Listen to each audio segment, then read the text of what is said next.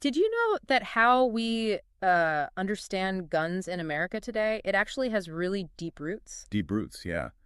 Going back to the violent displacement of Native Americans Yeah. and the control of enslaved Africans. Exactly. We're going to explore that history of gun culture in the U.S., drawing on some really fascinating material. And it's quite a complex story, linking firearms to the very foundations of the country. Right. And speaking of exploring complex topics, we also wanted to mention mindful Oh, moments. the YouTube channel. Yeah, they use AI to analyze books, and it really encourages reflection, critical thinking. We feel their approach is kind of similar to what we try to do here. hmm Unpacking complex things, looking for deeper understanding. So today we're looking at how gun ownership evolved, alongside these major historical All events. based on the sources we've looked at. Our goal really is to get a handle on the key historical forces that shaped the Second Amendment and, well, the whole role of firearms in American society. It's crucial context. Yeah. And maybe a good place to start is with the early colonial militias. Before the Declaration of Independence, even. Absolutely. Long before. These armed settler militias were essential for colonial expansion. You really see it in the conflicts with indigenous peoples. Like the French and Indian War. Exactly. That war, 1754 to 63, it was brutal. An extension of European conflict, sure, but on American soil, Anglo-American settlers really ramped up violent tactics against indigenous resistance. Against nations like the Ottawa, Miami, Kickapoo. Yes, and the confederations under leaders like Pontiac. The sources make it pretty clear these militias weren't just, defense for the Well, settled. they were tools for taking land. Precisely. Instruments for acquiring indigenous lands. It established this pattern, really violence as the way to expand territory, a pattern that, well, arguably still echoes today. Okay, so it wasn't just about external threats and land acquisition, was it? Because as plantation agriculture grew, Uh-huh. Things shifted internally, too. those same settler militias, they kind of morphed, didn't they, into slave patrols. That's right. They drew inspiration partly from places like Barbados, the slave codes there. Right, those incredibly harsh laws regulating enslaved people's lives, Yeah. a model for other colonies. And these patrols became the backbone for controlling enslaved Africans, preventing rebellions, maintaining that strict racial and class hierarchy. So enforcing the system of chattel slavery. Fundamentally. So these armed groups were deeply tied into the internal mechanisms of social control, not just external conflict. Which brings us to the Second Amendment itself, thinking about that context. Exactly. When the Second Amendment was added, these state militias already existed. The Constitution itself authorized them, specifically, to suppress insurrections and repel invasions. So the amendment came about within that context of organized state militias. That's the key point the sources emphasize. It's quite different from how it's often interpreted later. Like the interpretation leading up to the Heller decision? Right. The Heller decision, that Supreme Court ruling affirming an individual right, at least for self-defense at home. The original context seems much more tied to these collective, state-sanctioned military bodies. That really makes you think. The material we looked at argues that violence itself is just this constant theme in U.S. history, almost baked in from the start. Yeah, this idea of the frontiersman's approach, Yeah. solving problems by killing. You see it in things like scalp hunting, right? Which became this horrifying commercial thing. And the settler militias attacking often unarmed indigenous communities. It suggests this deeply ingrained acceptance of violence as a primary tool, a legacy that arguably still shapes things. And figures like Andrew Jackson seem to embody this, don't they? Oh, absolutely. His career is a perfect illustration of that link between militias, the professional army, and expansion. As a militia leader, then an army general. He led the wars against the Muskogee Creek, the Seminoles, actions that led directly to the forced expulsion, the ethnic cleansing of native peoples from their lands. The annexation of Florida, too. A direct result of his military campaigns.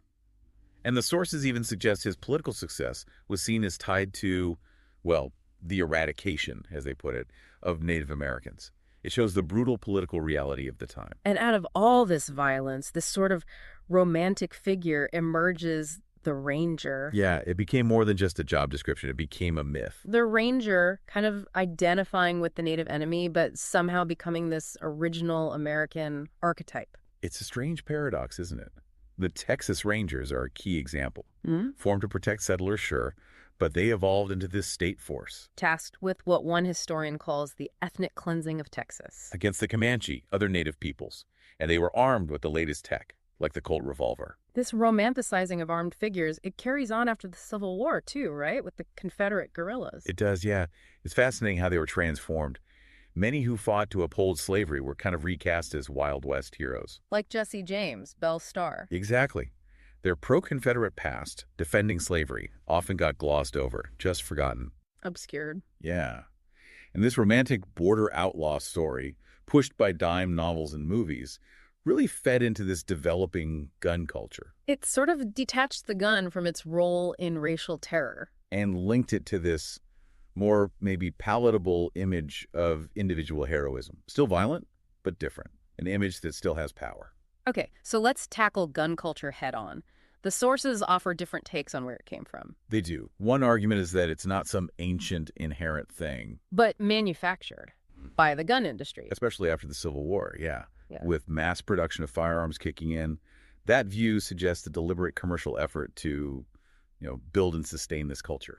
But then other historical evidence points to pretty widespread gun ownership way earlier in colonial America. Right, for lots of reasons. Mandatory militia service, Yeah. self-protection in what was seen as a dangerous environment, hunting. So even if historians debate the extent or the exact nature of early gun ownership, The fact that guns were significant in some ways seems pretty clear. It wasn't just an invention of the late 19th century. which leads us to a really difficult, disturbing connection. This history of violence, the militarism, and modern mass shootings. It's a connection the sources explore. They note this rise in mass shootings happening alongside the growth of the gun rights movement and a general increase in militarism. Suggesting it's maybe not just about the number of guns, but something deeper culturally. Potentially, yes, a deeper cultural issue.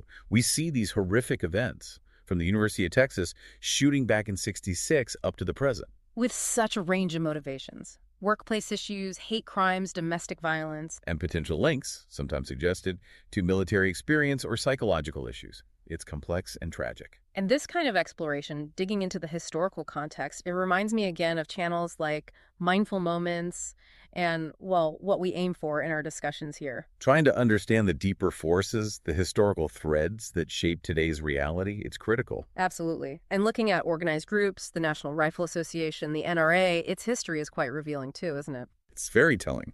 It started after the Civil War, focused on marksmanship training. Practical skills. Not primarily political lobbying? Not initially, no. The big shift came later, particularly after 1975, transforming it into this major lobbying force against gun regulations. It's interesting that the sources point out the NRA actually supported some gun control measures in the past. Yes, that history is often overlooked. Their later embrace of the Second Amendment as purely an individual right marked a really significant turning point in the whole debate. So where does that leave the Second Amendment today? We mentioned Heller.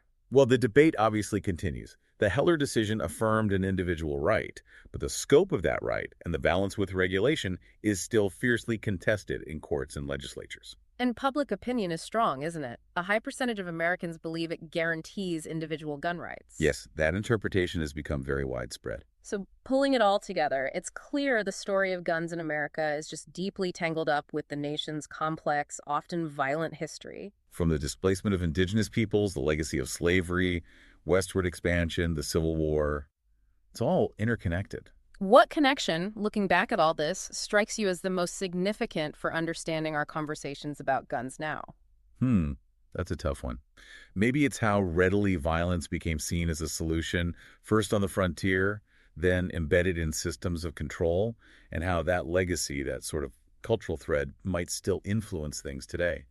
How we think about rights, power, and conflict. It really makes you think about how these historical patterns don't just disappear, do they? They keep shaping the present. They echo, definitely. We really hope this discussion encourages everyone listening to keep thinking critically about all this. Absolutely. History provides context, not always easy answers, but crucial understanding.